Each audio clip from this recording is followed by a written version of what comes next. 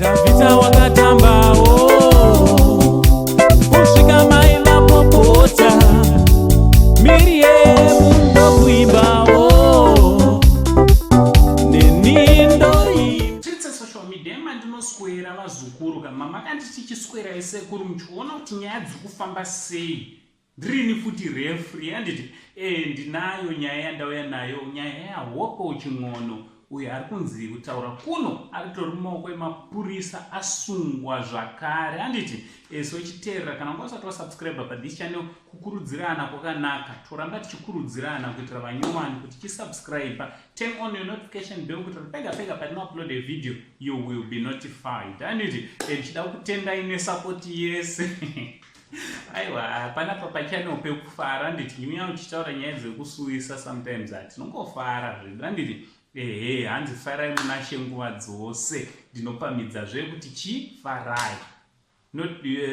turn on notification bell so that whenever you upload a video you'll be notified right chitoti masikora sei kwese kwamuri vana vehanzvadzi dzangu handiti so inzwai ndoda kungoti kavara nyaya yachona ndoyandaisaipo panapa hopo vachitaura kuti zvona asungwa zvakarwa zvikuru anyora patwit pake akati asungwa mhosva yaakapara ndoyatakaparawo tese yekungopublisha kuti zvoni pane mupurisa akauraya mwana handiti isusu edu takanakira kuti tikanzwa chinhu mastreets tikaona kuti hazvisiri izvo tinodzoka futi panapa tovata kuzivisai kuti zvine zvanzi kudii so hopowo ari kubatirwa nenyaya iyoyi iri kuratidza kuti zvonikana yatobatisa hopoyo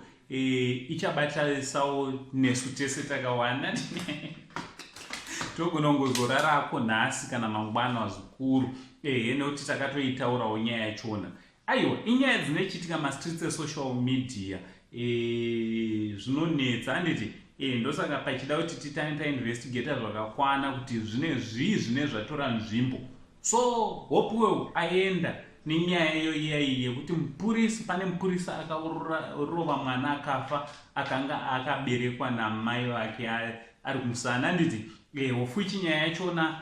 takazoigadzisa edu tikakuzivisa kuti hazvina kufamba sekudaro mwana haana kukuvara kunyange amai havana kukuvara pakangoitawo kakupanikwa zvikuru kunonzwa mapurisa dzimwe dzenguva anoshandisa chisimba so mupurisa akapwanyaje kombi makanga muina mudzimai uyawe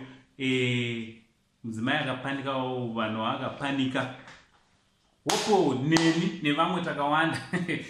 vakabva vatanga kutaura kuti pane mwanadi aurayiwa nemupurisa asi zvakanga zvisiri izvo so ndonyaya ndakuti ndiuye zokuzivisai kuti mapurisa anofarira hopo chimuregai nevakomana